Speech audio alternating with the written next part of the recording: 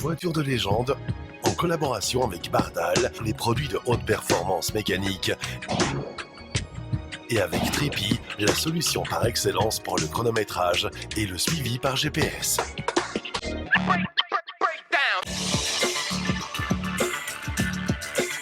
Un programme qui est réalisé en collaboration et en partenariat avec newsclassicracing.com ainsi que les passionnés d'automag.be.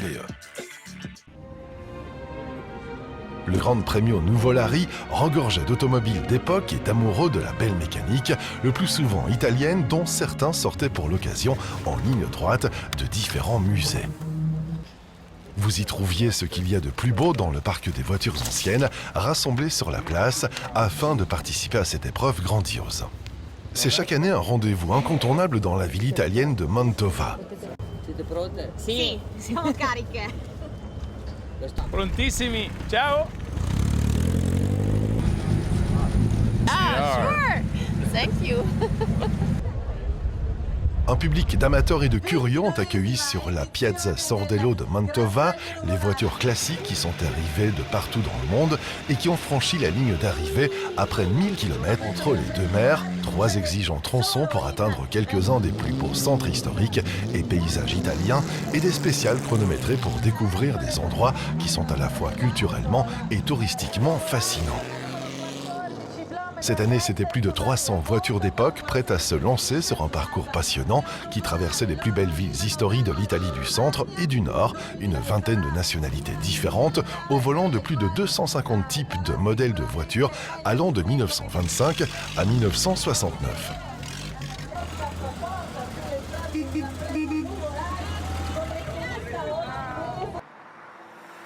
Un voyage entre les beautés de l'Italie, un mélange d'histoire, de passion, de tradition et d'hospitalité exclusive.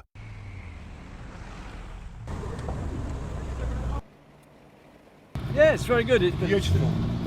We're a little bit hot in the engine. Good to stop for 45 minutes now.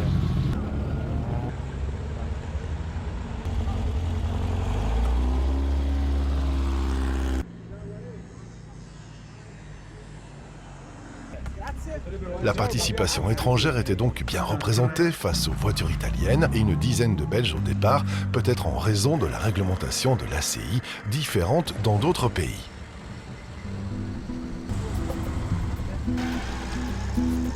Andiamo benissimo, soprattutto il mattino è eccezionale, si sta da dire.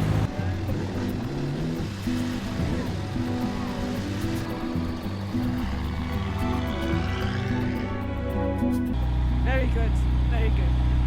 Great. Tutto bene, dai. Ci vediamo, ciao.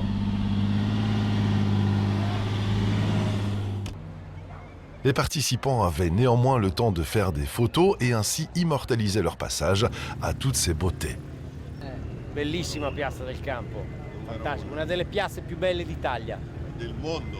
Del mondo.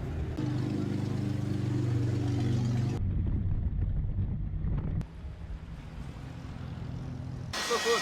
Ich sage 5 Sekunden stoppen, dann ist das heiße Wasser da, dann ist es vorbei.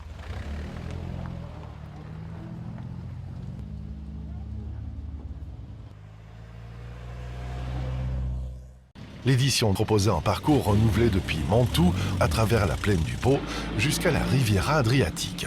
Le deuxième arc des Apennins passant par les beautés de la Toscane, de l'Ombrie et retour à Rimini. La troisième étape depuis la mer Adriatique, en passant par les villes d'Émilie-Romagne, jusqu'à l'arrivée à Mantoue, lieu de naissance de Tadzio Nuvolari. Campione italiano, regolarità 2018.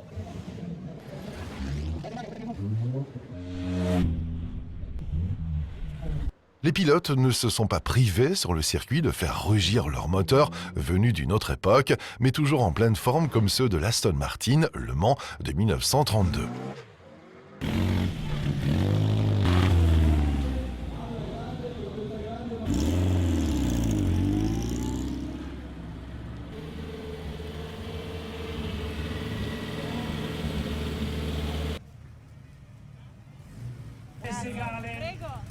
Segale, come si legge Leonello? Segale. Prego. Segale, mi correggono qui, Segale. No, grazie. Bellissima auto. Les spectateurs ont applaudi ces Bentley, la plus vieille datant de 1925, Bugatti T35, T37, T40 ou T et quelque chose, Amilcar ou autres Alvis, Riley, Lagonda, plus belles les unes que les autres, même si l'on se répète à le dire tout au long de cette manifestation dédiée à ces belles mécaniques ou monstres d'un passé glorieux. Bello, bravo il navigatore, bravi tutti, bravi gli organizzatori perché sotto l'acqua era difficile. Con la numero 72, Passanante De Alessandrini, Fiat 508C vincitori. Non sbaglio, nel 2008 e nel 2009, quindi a 10 anni da quella vittoria hai fissato.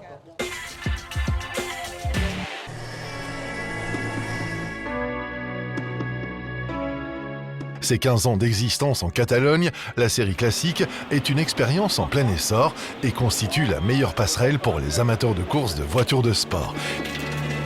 Avec des véhicules classiques ou des Porsche modernes à partir de la 997.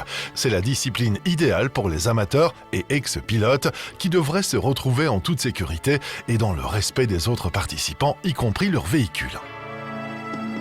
La Porsche Classic Series est devenue le meilleur événement de régularité en circuit pour les voitures classiques exceptionnelles. Auront leur grande finale sur le circuit de Barcelone-Catalunya qui devrait remplir les paddocks d'une ambiance familiale en rassemblant les fans, mettant le fair play en vedette et la qualité des véhicules.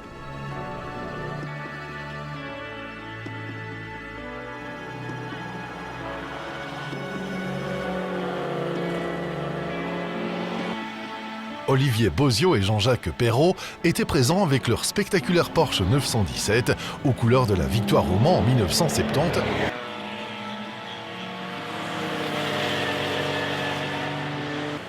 Avec comme nouveauté les Porsche Gentleman, la nouvelle catégorie d'initiation à la régularité avec voitures modernes de haut de gamme. Aussi connaître le calendrier des épreuves historiques proches de la France sur les Porsche Classic Series.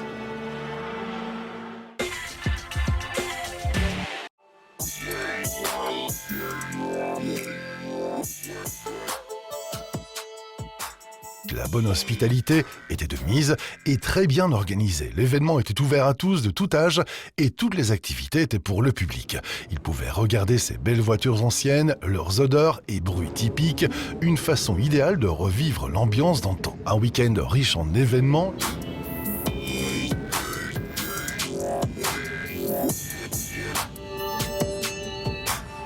Le plus grand festival de courses classiques au monde proposait des courses de voitures de sport, des voitures GT et des voitures de tourisme, avec plus de 20 courses en démonstration et beaucoup d'inscriptions. En d'autres termes, plus de courses que vous ne le verrez ailleurs dans le monde en un week-end. De plus, le choix était porté pour faciliter la vie des spectateurs. Chaque billet comprenait l'accès au paddock où l'on pouvait approcher des voitures et parler aux pilotes, ainsi qu'aux préparateurs de ces différentes courses.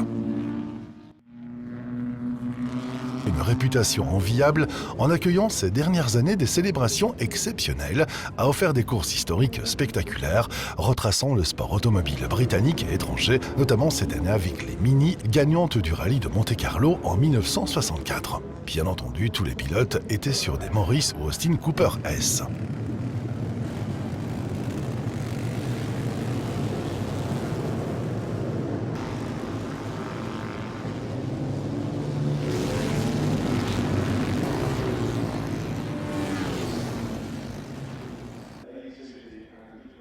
Le programme officiel contenait non seulement un calendrier complet des événements, mais aussi de nombreuses attractions spéciales et spécifiques, un aperçu de la course sur toutes les grilles, un guide sur l'emplacement de tous les clubs de leurs voitures présentes sur le terrain, et bien plus encore. En outre, il comprenait une carte des courses avec les détails de tous les coureurs et pilotes participant à ces courses. Il avait été conçu pour fournir au public le meilleur guide possible de l'événement. C'était là le savoir-faire de nos amis britanniques. Goodwood, oh, into the wall. We've got Nick Swift alongside me in the commentary box, so that's good to see. But I think that tyre barrier... Une merveilleuse parade provenant de dizaines de grands clubs automobiles du pays et une vaste gamme d'activités axées sur la famille divertissaient les amateurs de tous âges, le plus grand festival de course automobile classique.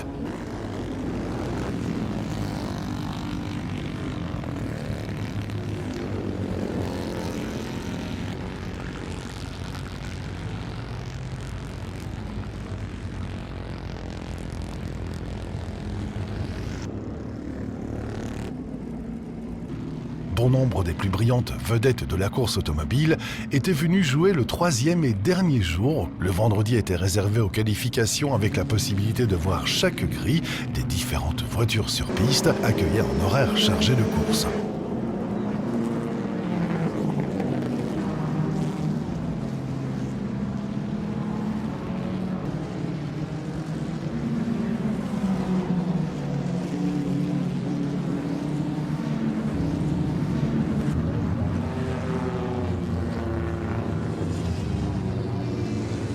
Le programme des courses était le plus varié à ce jour et les courses de Mini en particulier resteront longtemps dans la mémoire. En vérité, le programme des courses dans son ensemble a été extraordinaire, à la fois en termes de super voitures et de compétences de conduite exceptionnelles. Les ténors de la grille avaient frayé leur chemin vers la victoire du week-end. Un week-end fabuleux, riche en diversité, du premier feu vert au dernier drapeau à damier, pour terminer une fin de semaine exaltante.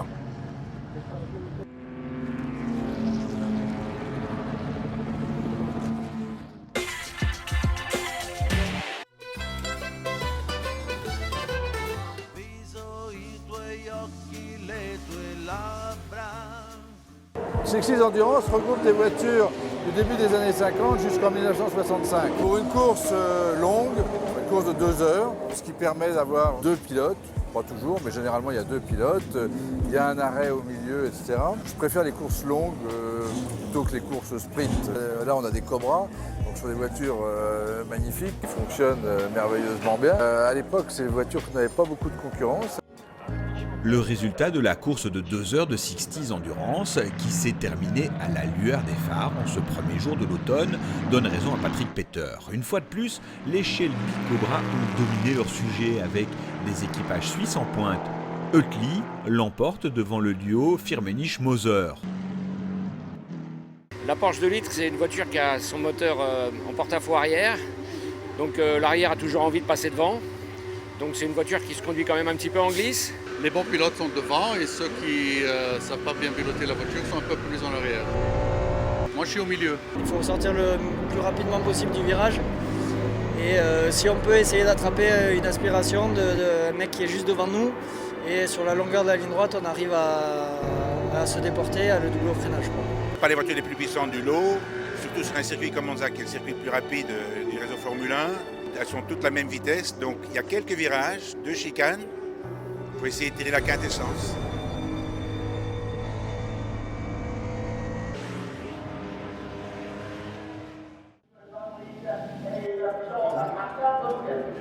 Il y a une nouvelle venue ce week-end en Héritage Touring Cup, une Ford Mustang GT ayant disputé les 24 heures de Francorchamps en 1982 avec les frères Martin. Le HTC Héritage Touring Cup est un plateau des plus fournis et disputés avec des voitures dont nous avons déjà beaucoup parlé dans les précédentes émissions, Ford Capri ou encore BMW 3 litres CSL et 635, les modèles qui jouent la victoire. Mais il y a aussi des voitures un peu moins puissantes qui animent le plateau, telles que cet Alfa Romeo 1750 GT-AM ou encore les Ford Escort et autres BMW 2002.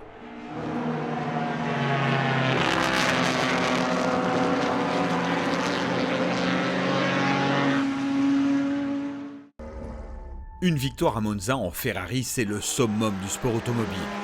Mais hormis la Formule 1, Monza, c'est aussi les courses de 1000 km et dans les années 70, un des grands rendez-vous du championnat du monde d'endurance. Les courses de CER1 et 2 sont la juste évocation de cette époque et à Monza, lorsque les machines de Maranello sont en piste, la passion rejoint l'histoire.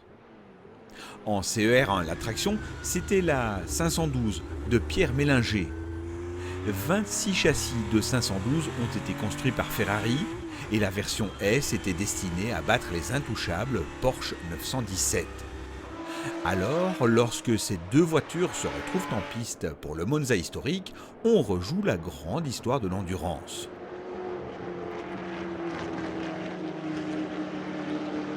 En CER1, les Ferrari et autres Porsche 917 luttent contre une armada de Lola T70 ou T212, mais aussi des Chevron B8 pour ne citer qu'elles. Dans la catégorie CER2, un peu plus récente, impossible de passer à côté des 3 fantastiques Ferrari 512 BBLM dont on a déjà longuement parlé lors du Spa Classic en mai dernier. Une autre italienne était également de la partie, la Lancia Beta Monte Carlo Turbo. Elle est la version circuit de la fameuse 037. Dans la catégorie 2 litres, elle remporte le championnat du monde des voitures de sport en 80 et 81 aux mains de Riccardo Patrese.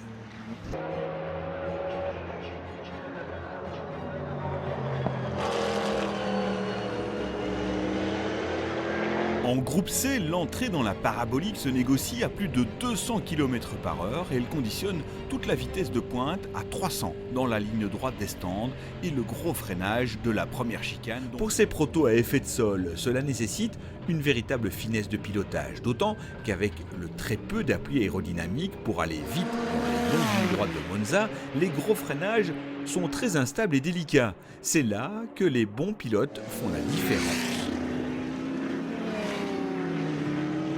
Au rayon des curiosités, ou plutôt des raretés en groupe C présentes à Monza, 2 des 6 Jaguar XJR8 construites et une XJR14, sans doute les plus emblématiques des voitures du groupe C.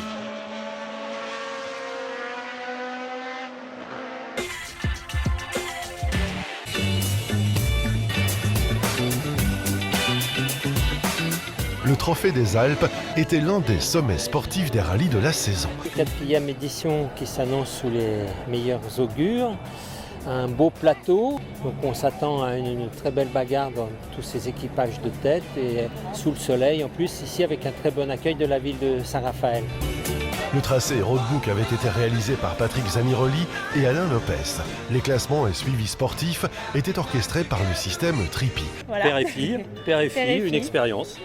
Première expérience pour nous, donc un peu stressé. On arrive parce qu'on n'a plus le choix, ça fait des années que l'organisateur nous dit de venir et que à chaque fois je m'échappais en disant qu'on n'avait pas de voiture ancienne à part une Méhari. Cette année, comme par hasard, il a créé une catégorie de voitures ou anciennes ou récentes en randonneur. Donc là, on ne pouvait plus échapper. Puis c'est un grand plaisir qu'on est là. Presque par habitude, puisqu'on a participé à toutes les éditions et que voilà, c'est une tradition pour nous maintenant.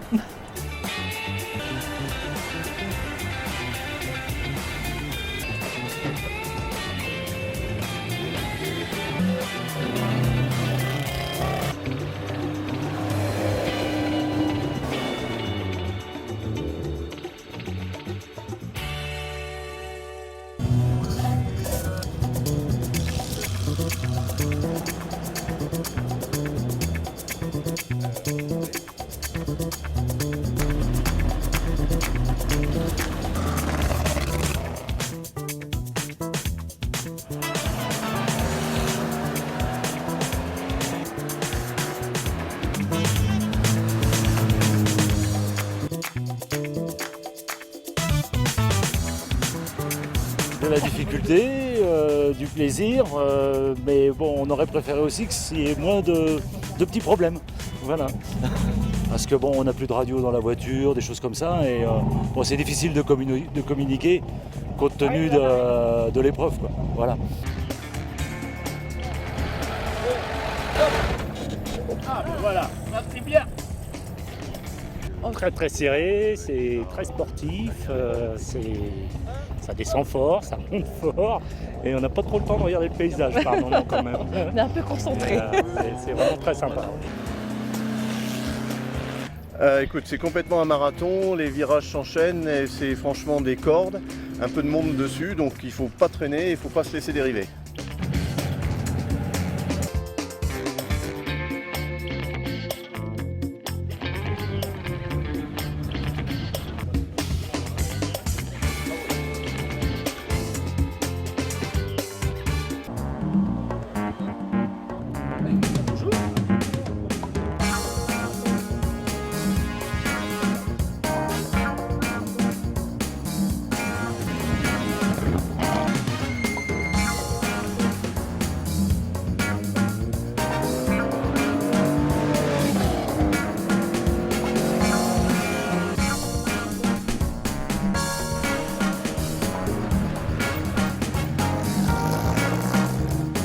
ça va être tous les jours le maillot jaune. Il y aura déjà, chaque jour, on peut avoir le maillot à poids pour avoir gagné tel ou tel ZR et être arrivé premier en haut du col. Mais le maillot jaune, ce sera vraiment le dernier jour avec la dernière ZR.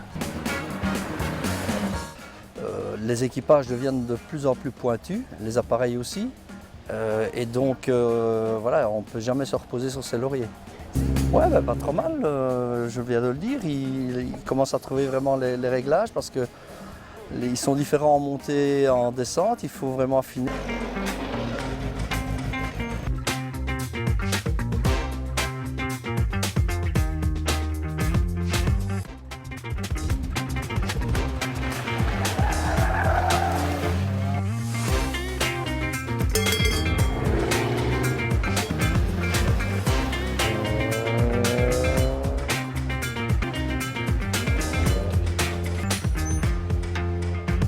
Oh, maintenant, on n'a plus d'objectif, vu que la première journée, on a fait une grosse bêtise. Maintenant, l'objectif, c'est de s'amuser surtout et de prendre du plaisir. Eh bien, ça se passe normalement. Et l'essentiel, c'est qu'on n'a pas eu de problème avec la voiture. Donc, dans la mesure où on fait nos petites train-train.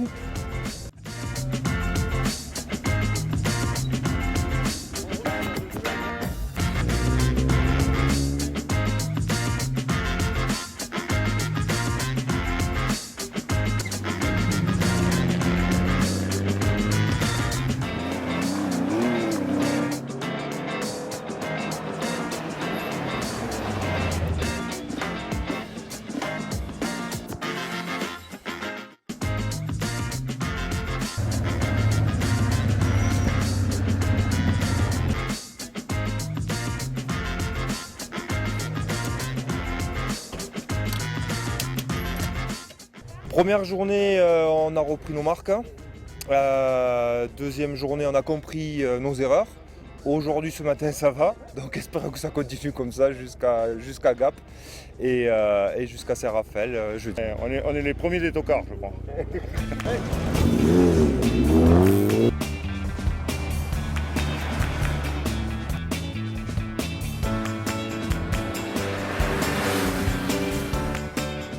Ils ont sillonné les massifs alpestres et les cols les plus exigeants, mais aussi les plus prestigieux comme le Mont Ventoux ou le Galibier. Ce rallye automobile était l'opportunité de se mesurer aux Alpes.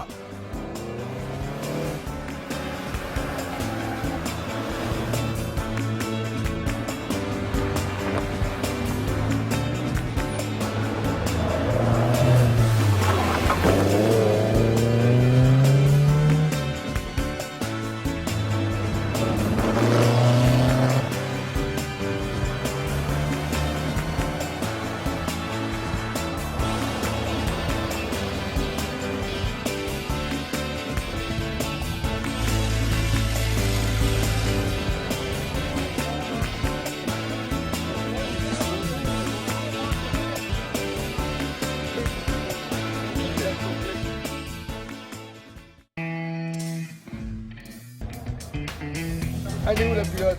Ça serait bien qu'elle se mette dans la file. Elle adore partir en vadrouille.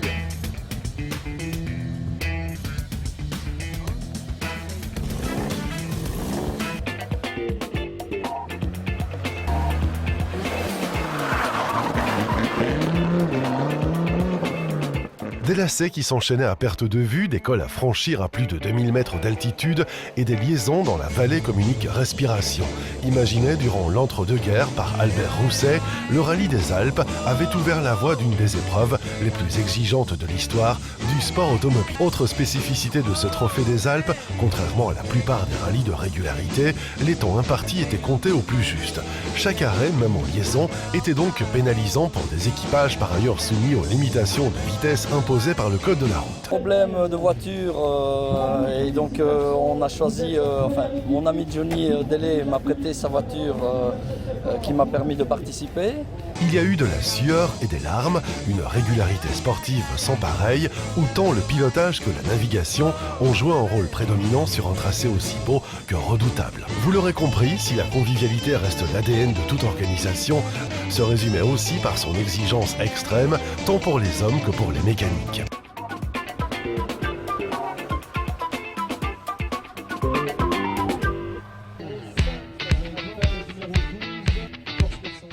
je m'y suis acclimaté assez rapidement.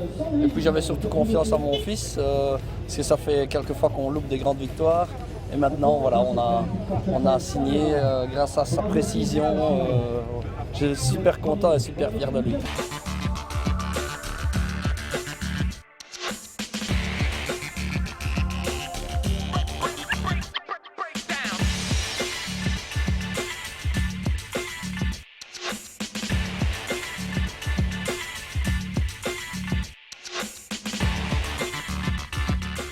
Voiture de légende, en collaboration avec Bardal, et produits de haute performance mécanique.